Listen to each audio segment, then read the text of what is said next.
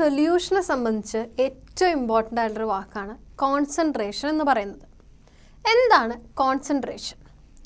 The concentration of a solution is defined as the amount of solute present in a known amount of solvent in a solution. ഒരു സൊല്യൂഷനിൽ ഒരു non amount of സോൾവെൻറ്റിൽ, നമുക്കറിയാവുന്ന amount of സോൾവെൻറ്റിൽ എത്രമാത്രം solute ഉണ്ട് എന്ന് നമ്മൾ express ചെയ്യുന്നതിനെയാണ് concentration എന്ന് നമ്മൾ സാധാരണയായിട്ട് പറയുന്നത്. ഒരു സൊല്യൂഷൻ്റെ കോൺസെൻട്രേഷൻ പലപ്പോഴും ഇമ്പോർട്ടൻ്റ് ആയിട്ട് വരാറുണ്ട്. അതുകൊണ്ട് തന്നെ കോൺസെൻട്രേഷനെ നമുക്ക് എങ്ങനെയൊക്കെ എക്സ്പ്രസ് ചെയ്യാം എന്നാണ് നമ്മൾ ഈ ഒരു ടോപ്പിക്കിൽ പഠിക്കുന്നത്. How can we express concentration? Concentration can be considered in generally 2 ways. പ്രധാനമായും 2 തരത്തിൽ നമുക്ക് കോൺസെൻട്രേഷനെ കൺസിഡർ ചെയ്യാം. അതായത് ക്വാളിറ്റേറ്റീവ്ലി ആൻഡ് ക്വാണ്ടിറ്റേറ്റീവ്ലി.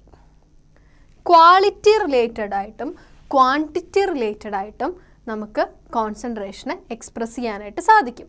അതിനെപ്പറ്റി കൂടുതൽ ഡീറ്റെയിൽ ആയിട്ട് നമുക്കൊന്ന് നോക്കാം. ഒരു സൊല്യൂഷൻ്റെ കോൺസെൻട്രേഷൻസ് നമുക്ക് 2 രീതിയിൽ പ്രധാനമായിട്ട് എക്സ്പ്രസ് ചെയ്യാമെന്ന് നമ്മൾ പറഞ്ഞു, ക്വാളിറ്റേറ്റീവ്ലി ആൻഡ് ക്വാണ്ടിറ്റേറ്റീവ്ലി.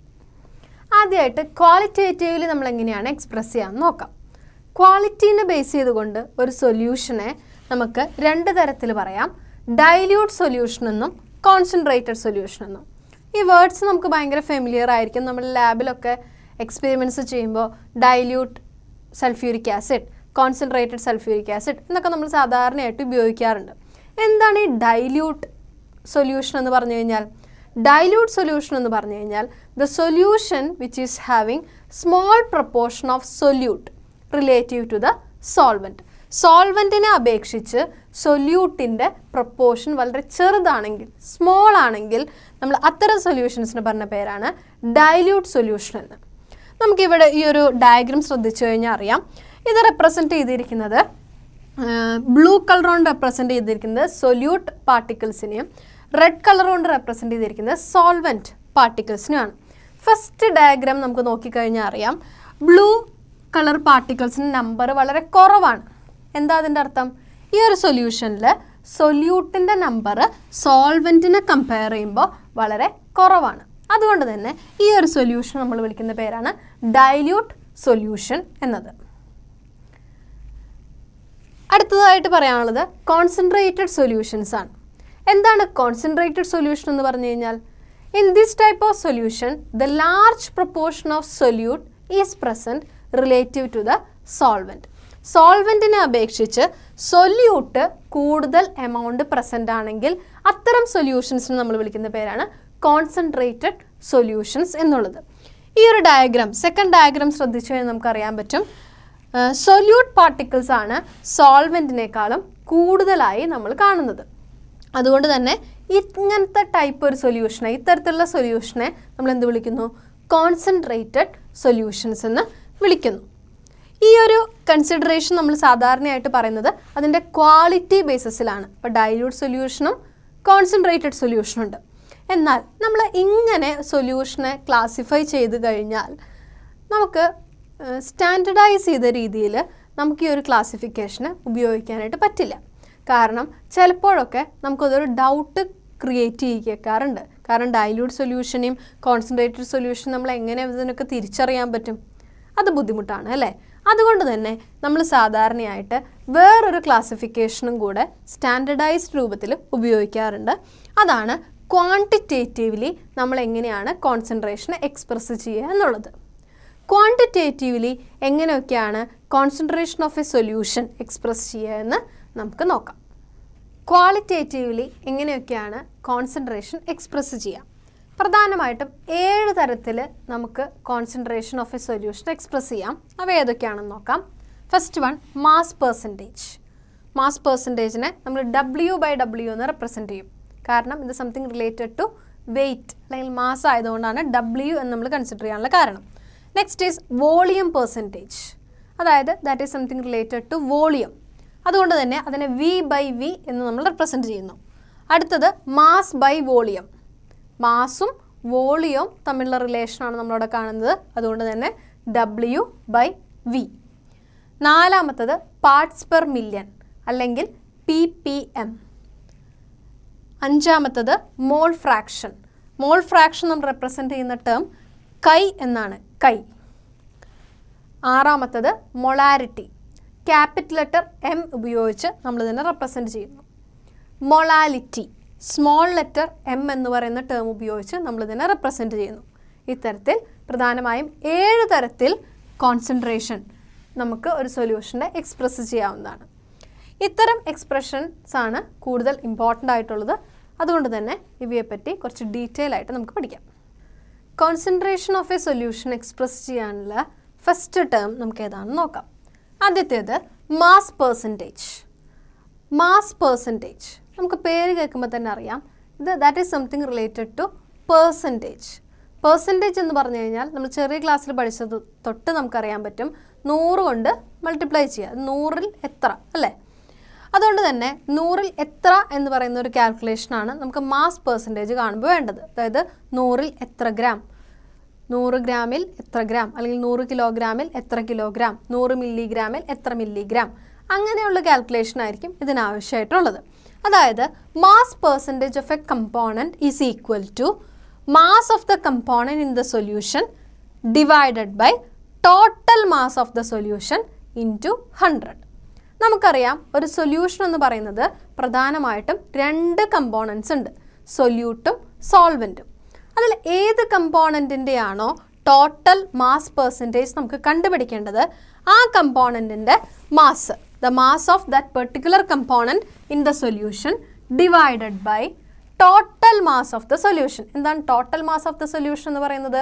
സൊല്യൂട്ടിൻ്റെ മാസും സോൾവെൻറ്റിൻ്റെ മാസും ആഡ് ചെയ്തത്, that is total mass of the solution into 100.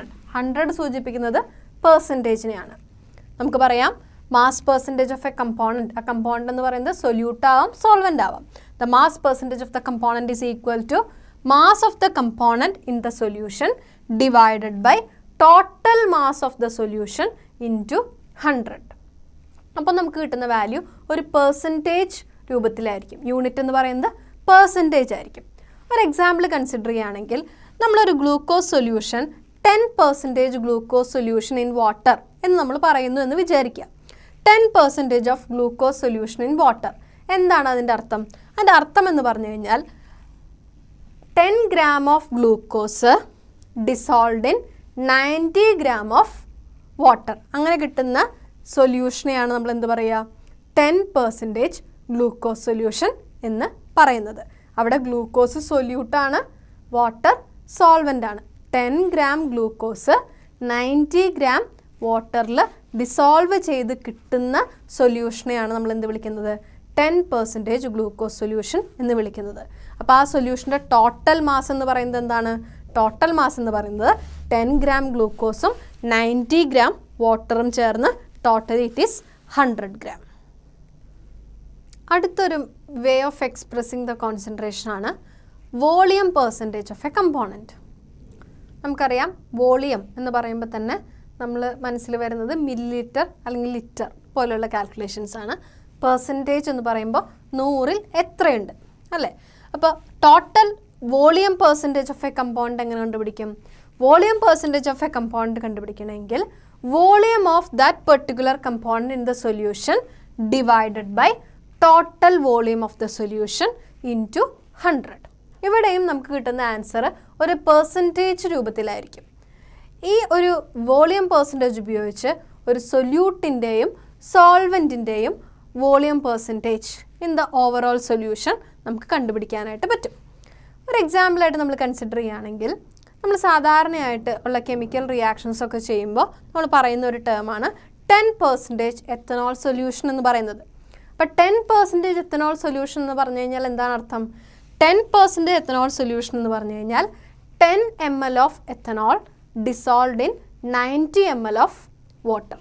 അതായത് ടോട്ടലി പറയുകയാണെങ്കിൽ 10 ml ethanol plus 90 ml water, the total or overall amount is 100 ml. ഇത്തരമൊരു കാൽക്കുലേഷനാണ് volume percentage of a component ഉപയോഗിച്ച് എക്സ്പ്രസ് ചെയ്യാൻ പറ്റുന്നത്. കോൺസെൻട്രേഷൻ എക്സ്പ്രസ് ചെയ്യാനുള്ള മൂന്നാമത്തെ ടേം നമുക്ക് നോക്കാം. അതായത് mass by volume percentage. Mass by volume percentage. അപ്പോൾ ഓർക്കണം, അവിടെ മാസ് കൺസിഡർ ചെയ്യണം, വോളിയം കൺസിഡർ ചെയ്യണം, പെർസെൻറ്റേജ് എന്ന് പറയുമ്പോൾ 100-ൽ എത്ര എന്നുള്ള കൺസിഡറേഷനുണ്ട്. എങ്ങനെയാണ് mass by volume percentage calculate ചെയ്യുക?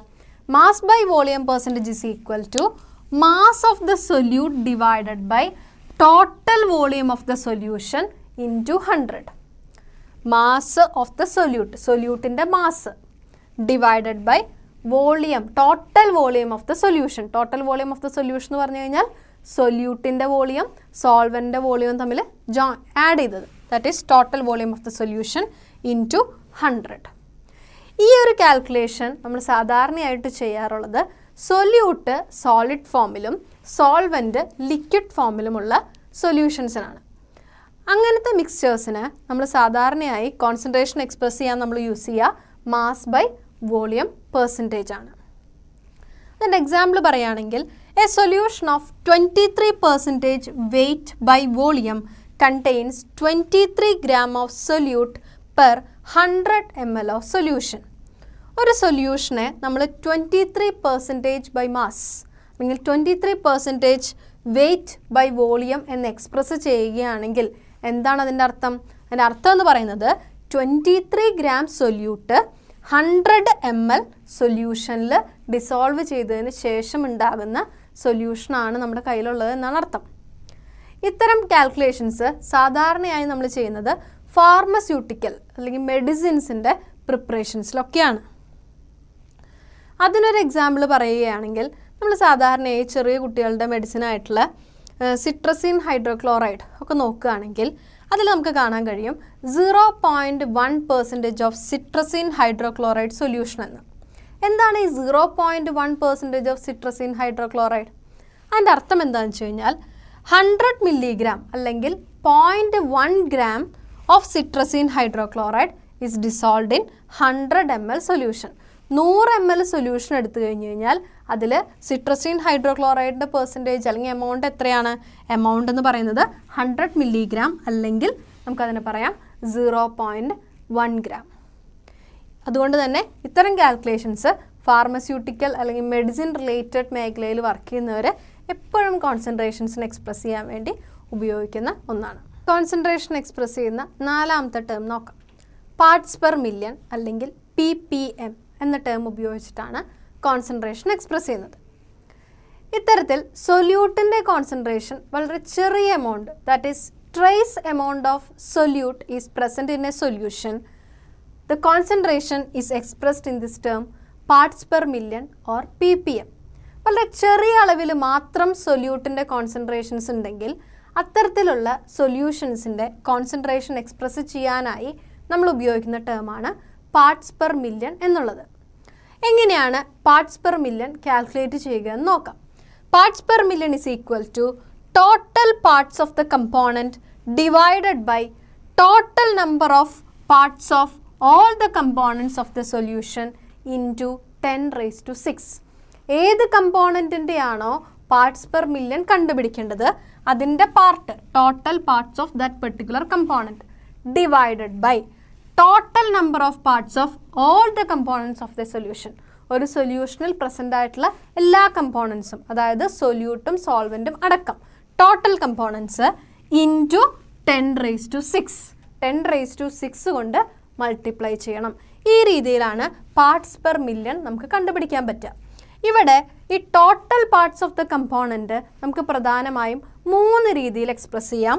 മാസ് ടു മാസായി എക്സ്പ്രസ് ചെയ്യാം, വോളിയം ടു വോളിയമായി എക്സ്പ്രസ് ചെയ്യാം, ഓർ മാസ് ടു വോളിയമായിട്ടും എക്സ്പ്രസ് ചെയ്യാം. ഈ 3 രീതിയിൽ ഏത് രീതി വേണമെങ്കിലും നമുക്കിവിടെ അഡോപ്റ്റ് ചെയ്യാവുന്നതാണ്. ഈ വളരെ മൈന്യൂട്ട് ക്വാണ്ടിറ്റി ഉള്ള സൊല്യൂട്ടുള്ളതിന് എക്സാമ്പിൾസ് നമ്മൾ പറയുകയാണെങ്കിൽ നമുക്ക് സീ വാട്ടറിനെ കൺസിഡർ ചെയ്യാം.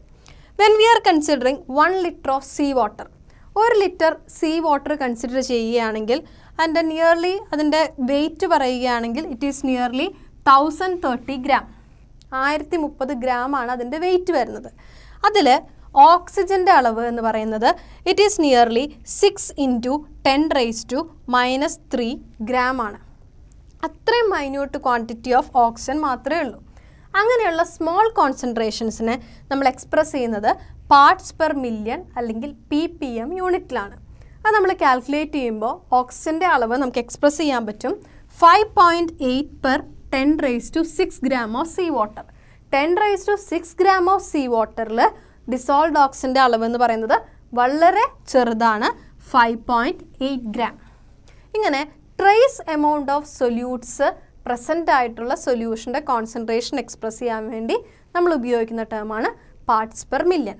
നമ്മുടെ ഡെയിലി ലൈഫിൽ ഒരു അപ്ലിക്കേഷൻ എന്ന് പറയുകയാണെങ്കിൽ സാധാരണയായിട്ട് നമ്മുടെ വീടുകളിലുള്ള കിണറിലെ വെള്ളം വെൽ വാട്ടറിൻ്റെ ഹാർഡ്നെസ് നമ്മൾ സാധാരണയായിട്ട് ചെക്ക് ചെയ്യാറുണ്ട്. കാരണം മിനറൽ കണ്ടൻറ്റ് കൂടുതലൊക്കെ ഉണ്ടെങ്കിൽ അത് പലപ്പോഴും ആരോഗ്യത്തിന് പലതരത്തിലുള്ള പ്രശ്നങ്ങൾ ഉണ്ടാകുന്നു. ഇങ്ങനെ ഹാർഡ് വാട്ടർ നമ്മൾ കൺസിഡർ ചെയ്യുമ്പോൾ അല്ലെങ്കിൽ ഒരു വാട്ടറിൻ്റെ ഹാർഡ്നെസ് നമ്മൾ മെഷർ ചെയ്യുമ്പോൾ നമ്മളതിൻ്റെ വാല്യൂസ് സാധാരണയായി പറയുന്നത് പാർട്സ് പെർ മില്യൺ എന്ന് പറയുന്ന യൂണിറ്റിലാണ്. സോ ഒരു സൊല്യൂഷൻ്റെ കോൺസെൻട്രേഷൻ എക്സ്പ്രസ് ചെയ്യാനുള്ള നെക്സ്റ്റ് ടേം നമുക്ക് നോക്കാം. നെക്സ്റ്റ് ടേം എന്ന് പറയുന്നത് മോൾ ഫ്രാക്ഷനാണ്. മോൾ ഫ്രാക്ഷൻ നമ്മൾ എങ്ങനെയാണ് എക്സ്പ്രസ് ചെയ്യുക? മോൾ ഫ്രാക്ഷനെ കൈ എന്ന് പറയുന്ന ടേം ഉപയോഗിച്ചിട്ട് എക്സ്പ്രസ് ചെയ്യാം. അതായത് നമ്മൾ എഴുതുമ്പോൾ ഒരു സ്മോൾ ലെറ്റർ എക്സ് എഴുതുന്ന പോലെ എഴുതാം. അതിനെയാണ് കൈ എന്ന് പറയുന്നത്. എന്താണ് mole fraction of a component? Mole fraction of a component is the ratio of the number of moles of the component divided by total number of moles of all the components. ഒരു സൊല്യൂഷനിൽ solute solvent എന്ന് പറഞ്ഞ 2 components ഉണ്ടെങ്കിൽ ഏത് കമ്പോണൻറ്റിൻ്റെ ആണോ മോൾ fractions കണ്ടുപിടിക്കേണ്ടത് അതാണ് number of moles of the component divided by total number of moles of the component. ഒരു സൊല്യൂഷനിൽ ഉള്ള എല്ലാ കമ്പോണൻസും കൂടെ ചേർത്ത് എത്ര നമ്പർ ഓഫ് മോൾസ് ഉണ്ട് അവ തമ്മിലുള്ള റേഷ്യോനെയാണ് മോൾ ഫ്രാക്ഷൻ എന്ന് വിളിക്കുന്നത്. അപ്പോൾ മോൾ ഫ്രാക്ഷൻ കണ്ടുപിടിക്കണമെങ്കിൽ നമുക്ക് എന്ത് വേണം? നമുക്കറിയണം number of moles of a component എങ്ങനെയാണ് കണ്ടുപിടിക്കുക എന്നറിയണം. ഈ ഒരു ഇക്വേഷൻ നമ്മൾ +1 പഠിച്ചിട്ടുണ്ട്, ഒന്ന് ഓർത്തെടുക്കണം.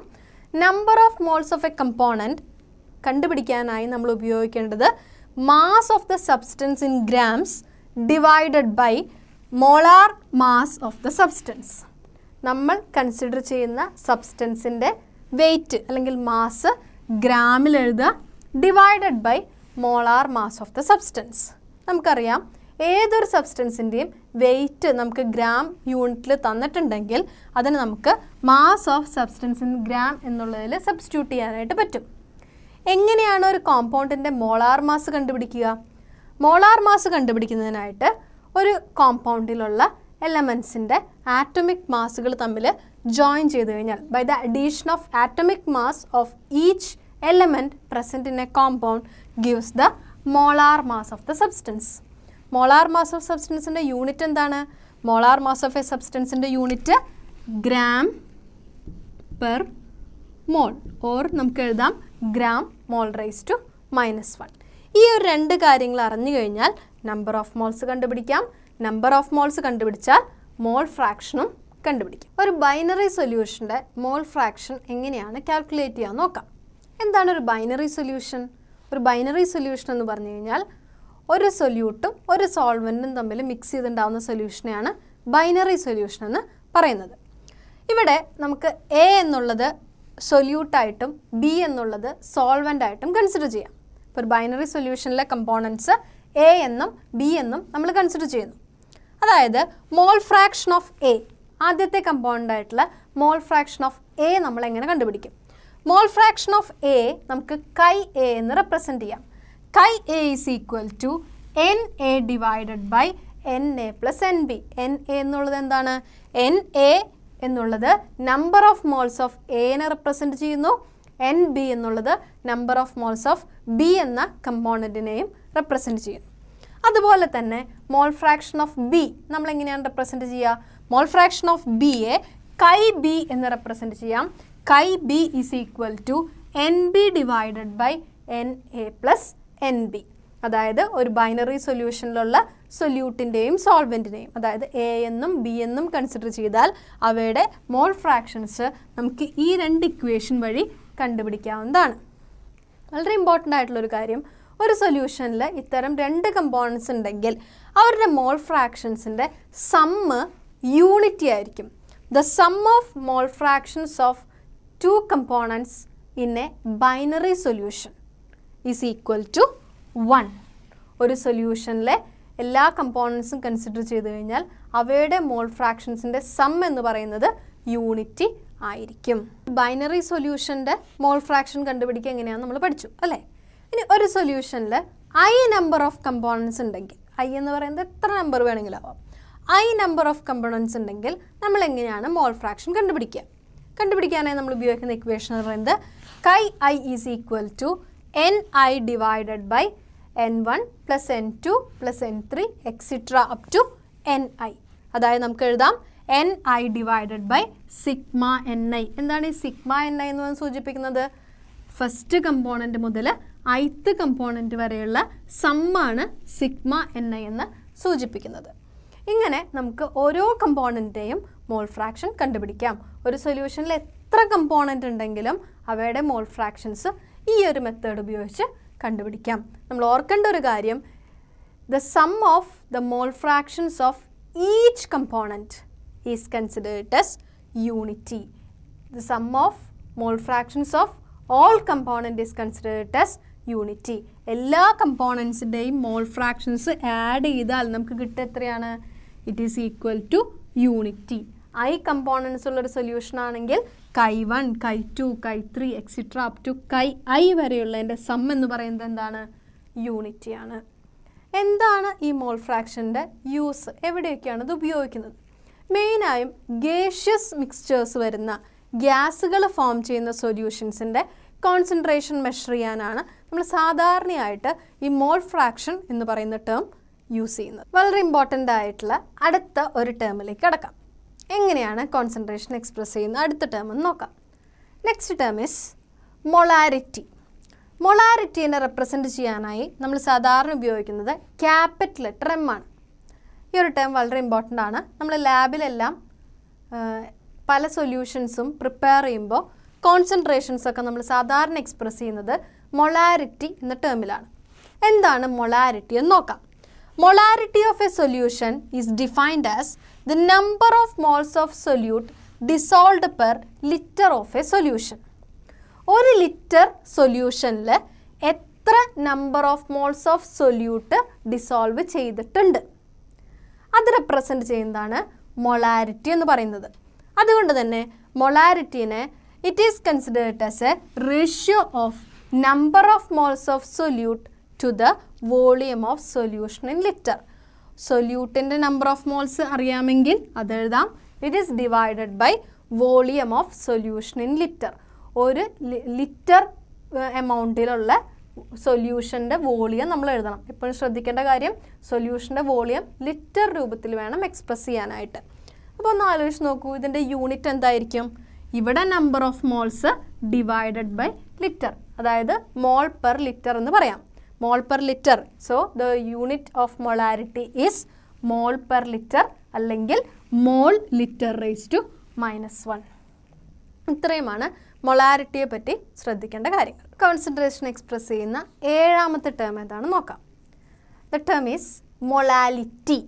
മൊളാലിറ്റി എന്ന് പറയുന്ന ടേം നമ്മൾ സാധാരണയായി റെപ്രസെൻ്റ് ചെയ്യുന്നത് സ്മോൾ ലെറ്റർ എം ഉപയോഗിച്ചാണ്. എന്താണ് molality? Molality is defined as a number of moles of solute dissolved per kilogram of solvent. ഒരു കിലോഗ്രാം സോൾവെൻറ്റിൽ എത്രമാത്രം സൊല്യൂട്ട് ഡിസോൾവ് ചെയ്തിരിക്കുന്നു എന്നതിൻ്റെ ഒരു കണക്കാണ് മൊളാലിറ്റി റെപ്രസെൻറ്റ് ചെയ്യുന്നത്. അപ്പം എങ്ങനെയാണ് മൊളാലിറ്റി നമ്മൾ കാൽക്കുലേറ്റ് ചെയ്യുക? മൊളാലിറ്റി കാൽക്കുലേറ്റ് ചെയ്യാനായിട്ട് number of moles of solute divided by mass of solvent in kilogram. വളരെ ശ്രദ്ധിക്കേണ്ട കാര്യമാണ്. എപ്പോഴും മാസ് ഓഫ് സോൾവെൻറ്റ് ഇൻ കിലോഗ്രാമിൽ വേണം റെപ്രസെൻറ്റ് ചെയ്യാനായിട്ട്. That is molality small letter m is equal to number of moles of solute divided by mass of solvent in kilogram. എങ്ങനെയാണ് number of moles of solute നമ്മൾ കണ്ടുപിടിക്കുക?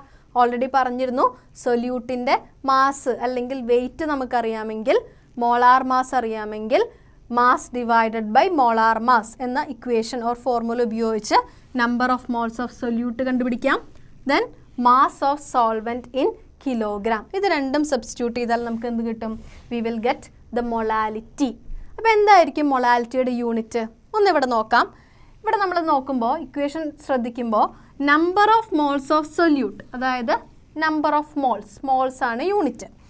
Mass of solvent kilogram ആണ് unit. അതായത് mole per kilogram is the unit of molality. നമ്മൾ എഴുതുമ്പോൾ നമുക്ക് രണ്ട് രീതിയിൽ റെപ്രസെൻറ്റ് ചെയ്യാം. മോൾ പെർ കിലോഗ്രാം എന്ന് എഴുതാം, അല്ലെങ്കിൽ മോൾ കിലോഗ്രാം റൈസ് ടു -1 എന്ന് എഴുതാം. ഇത്രയും യൂണിറ്റുകളാണ് നമ്മൾ സാധാരണയായിട്ട് ഒരു സൊല്യൂഷൻ്റെ കോൺസെൻട്രേഷൻ എക്സ്പ്രസ് ചെയ്യാനായിട്ട് ഉപയോഗിക്കുന്നത്.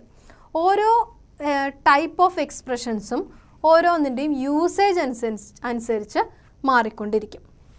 ഈ ഒരു പോർഷനിൽ ഇമ്പോർട്ടൻ്റ് ആയിട്ട് വരുന്നത് ഇതുമായി റിലേറ്റ് ചെയ്തിട്ടുള്ള പ്രോബ്ലംസ് ആണ്. അതുകൊണ്ട് തന്നെ ഈ തരത്തിലുള്ള കുറച്ച് പ്രോബ്ലംസ് നമുക്ക് ഡിസ്കസ് ചെയ്യാം. അപ്പോൾ പലതരത്തിൽ കോൺസെൻട്രേഷൻ എക്സ്പ്രസ് ചെയ്യുന്ന ടേംസിനെ പറ്റി നമ്മൾ കണ്ടു കഴിഞ്ഞു അല്ലേ? ഇത്തരത്തിലുള്ള കോൺസെൻട്രേഷൻ ടേംസ് കൂടുതലും വോളിയം ഡിപ്പെൻഡൻറ്റും ചിലത് മാസ് ഡിപ്പെൻഡൻറ്റും ആണ്.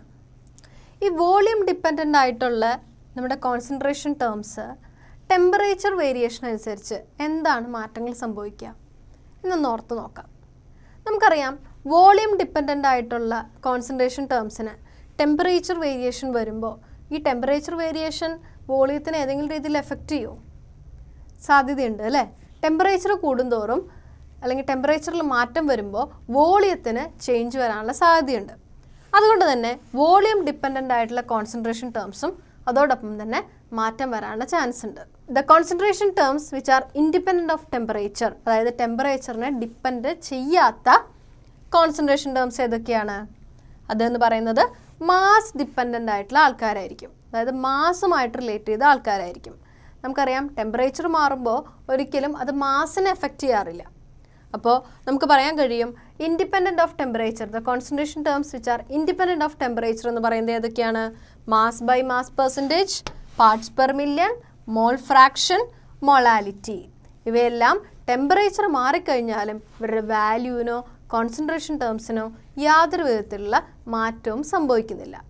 എന്നാൽ വോളിയം ഡിപ്പെൻഡൻ്റ് ആയിട്ടുള്ള കോൺസെൻട്രേഷൻ ടേംസായ molarity, volume by volume percentage, mass by volume percentage, ഇവയെല്ലാം ടെമ്പറേച്ചർ മാറുന്നതിനനുസരിച്ച് തന്നെ അതിൻ്റെ വാല്യൂവും അതായത് കോൺസെൻട്രേഷൻ മാറാനുള്ള സാധ്യതയുണ്ട്.